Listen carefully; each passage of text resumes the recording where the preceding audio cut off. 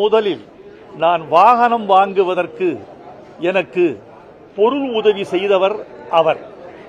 நான் ஈட்டிய பொருளோடு அவர் கொடுத்த பொருளையும் வைத்து நான் ஒரு கார் வாங்கினேன்.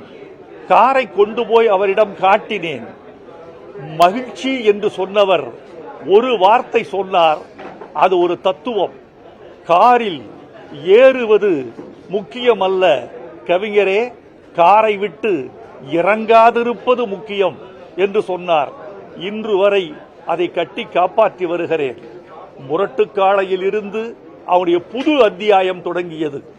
ஏவிஎம் செட்டியார் மறைந்த பிறகு சகோதரர்கள் குமரன், பாலசுப்பிரமணியம், அவருடைய மகன் குகன் அவர்களோடு இணைந்து அவர் நடத்திய சரித்திர சம்பவங்கள் தமிழ் கலை உலகத்திற்கு மறக்க முடியாத பக்கங்களால் எழுதப்பட வேண்டியவை.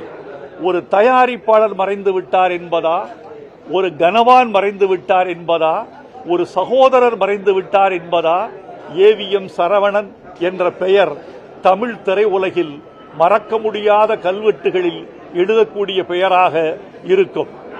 எனக்கு ஒரு பெரிய வருத்தம் என்னவென்றால், ஒரு மனிதன் இறக்கிற பொழுது நம்முடைய உலகமும் சேர்ந்தே இறக்கிறது என்று எனக்கு தோன்றுகிறது.